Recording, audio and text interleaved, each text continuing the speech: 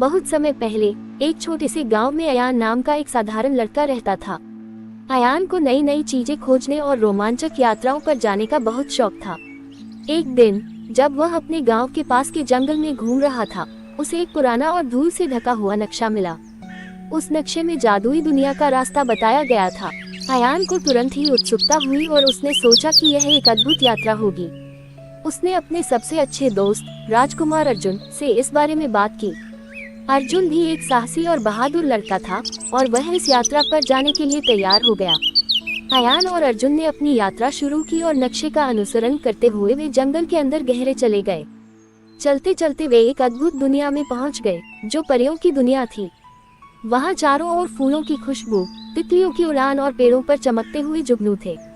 अचानक उनकी मुलाकात एक सुंदर परी आलिया से हुई। आलिया ने उन्हें बताया कि उनकी दुनिया खतरे में है। एक खतरनाक राक्षस भयानक ने परियों की रानी को बंदी बना लिया है और अब पूरे राज्य को अपनी दास्ता में लेना चाहता है। आलिया ने उनसे मदद की गुहार लगाई। आलिया ने अयान और अर्जुन को बताया कि रानी को बचाने के लिए उन्हें 3 जादुई वस्तुएं ढूंढनी होंगी। ये वस्तुएं जादुई शक्तियां देने में सक्षम है, जो उन्हें भयानक से लड़ने में मदद करेगी। पहली वस्तु जल का मोती, दूसरी अग्नि की तलवार और तीसरी वायु की अंगूठी थी। लेकिन इन वस्तुओं को पाने के लिए उन्हें कई रहस्यमयी पहेलियां और खतरनाक चुनौतियों का सामना करना पड़ेगा। अयान और अर्जुन ने आलिया के साथ मिलकर इन जादुई वस्तुओं को खोजने की ठानी। यात्रा के दौरान अयान और अर्जुन की दोस्ती और भी मजबूत होती गई। वे एक दूसरे के लिए बलिदान देने को तैयार थे। पहले वे जल के राज्य में पहुंचे, जहां उन्हें जल का मोती प्राप्त करना था। वहां उन्हें एक विशाल समुद्री सर्प से लड़ना पड़ा। अयान ने अपनी चालाकी और अर्जुन ने अपनी बहादुरी से सर्प को हराया और जल का मोती प्राप्त किया। जल का मोती उन्हें जल में सांस लेने की शक्ति देता था। दूसरी जादुई वस्तु अग्नि की तलवार प्राप्त करने के लिए उन्हें एक भयंकर ड्रैगन से लड़ना पड़ा। अग्नि का राज्य बहुत ही गर्म और भयंकर था। वहां पहुंचते ही उन्होंने एक विशाल ड्रैगन को देखा, जो अग्नि की तलवार की रक्षा कर रहा था। अर्जुन ने अपनी बहादुरी दिखाई और ड्रैगन से लड़ने के लिए आगे बढ़ा।